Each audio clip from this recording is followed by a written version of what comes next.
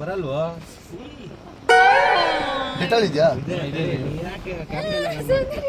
So ಇವತ್ತಿನ vlog ಏನಂದರೆ ನಾನು ಸ್ಕೂಲ್ ಫ್ರೆಂಡ್ಸ್ ಜೊತೆ ದಟ್ಟು ಗರ್ಲ್ಸ್ ಗ್ಯಾಂಗ್ ಪರ್ಮಿಷನ್ ತೊಗೊಂಡು ಮನೇಲಿ ಎಲ್ಲರೂ ಬೇಡಾಡಿಕೊಂಡು ಫೈನಲಿ ಒಂದು ಟ್ರೆಕ್ಕಿಂಗ್ ಹೋಗ್ತಾ ಇದ್ದೀವಿ.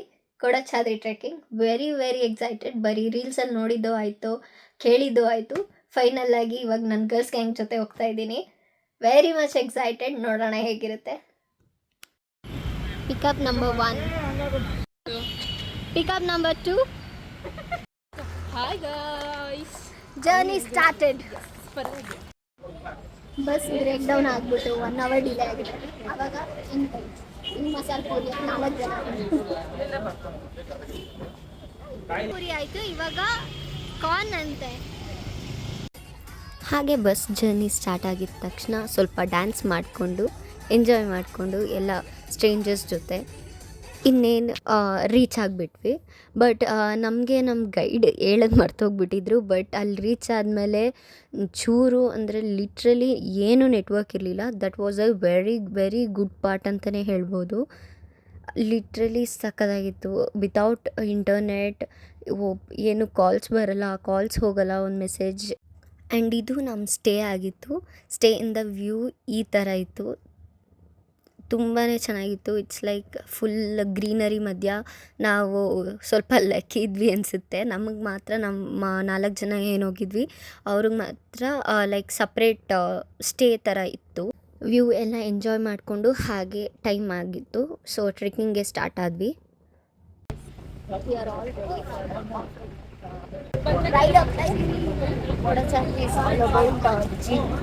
ಜೀಪಲ್ಲಿ ಹೋಗೋದು ರೋಡ್.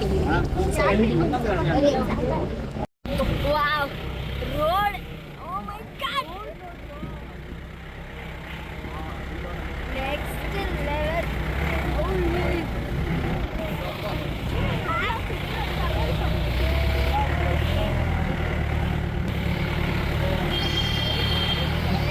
ಜೀಪ್ ರೈಡ್ ಅಂತೂ ಕ್ರೇಜಿನೇ ಇತ್ತು. ನಾನು ಅದರಲ್ಲಿ ಫಸ್ಟ್ ಕೂತ್ಕೊಂಡಿದ್ದೆ. ಅದು ಸೈಡಲ್ಲಿ ನಾನು ಬಿದ್ದೋಗ್ಬಿಡ್ತೀನಿ ಅಂತಲೇ ಅನಿಸ್ತಾ ಇತ್ತು. ಬಟ್ ಎನಿವೇಸ್ ಸೇಫಾಗಿ ಹೋಗಿ ಬಂದೆ. ರೈಡ್ ಮಾತ್ರ ಕ್ರೇಜಿ ಇತ್ತು. ಆ್ಯಂಡ್ ಅಲ್ಲಿ ಪೂರಾ ಫಾಗ್ ಇದ್ದಿದ್ದರಿಂದ ನಮಗೇನು ವ್ಯೂ ಕಾಣಿಸಿಲ್ಲ. ಬಟ್ ನಾನು ಫಾಗ್ ಇದ್ದರು, ಆಮೇಲೆ ತುಂಬ ಅಂದರೆ ತುಂಬಾ ಚೆನ್ನಾಗಿತ್ತು.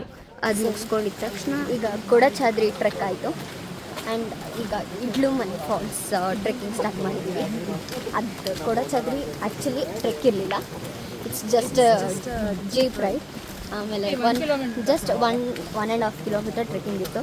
ಆ್ಯಂಡ್ ಏನೇನೂ ಕಾಣಿಸಿಲ್ಲ ಬಿಕಾಸ್ ಆಫ್ ಫಾಗ್. ಈಗ ಇಡ್ಲುಮನೆ ಫಾಲ್ಸ್ ಟ್ರೆಕ್ಕಿಂಗ್ ಮಾಡ್ತಾಯಿದ್ದೀವಿ. ನೋಡೋಣ ಹೆಂಗಿರುತ್ತೆ ಏನಂತೀರ.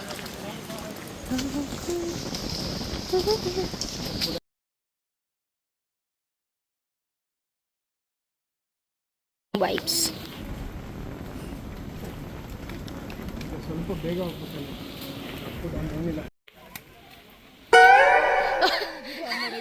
ಆನಲ್ಲೇ ಇತ್ತು. ನಿಜ ಈ ಥರ ಒಂದು ಪುಟ್ಟು ಮನೆ ಇದ್ದರೆ ಸಾಕು, ಈ ಥರ ನೇಚರ್ ಮಧ್ಯ ಅಂತ ಅನಿಸ್ಬಿಡುತ್ತೆ ಒಂದೊಂದ್ಸತಿ. ಎಷ್ಟು ಚೆನ್ನಾಗಿದೆ ನೋಡೋಕ್ಕೇ. ವಾವ್.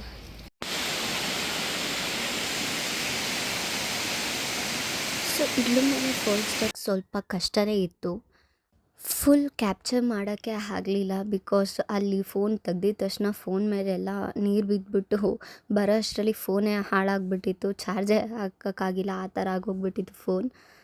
ಸೊ ಡೇ 1 ಇಷ್ಟೇ. ಮತ್ತೆ ಡೇ 2 ಅಲ್ಲಿ ಸಿಗ್ತೀನಿ.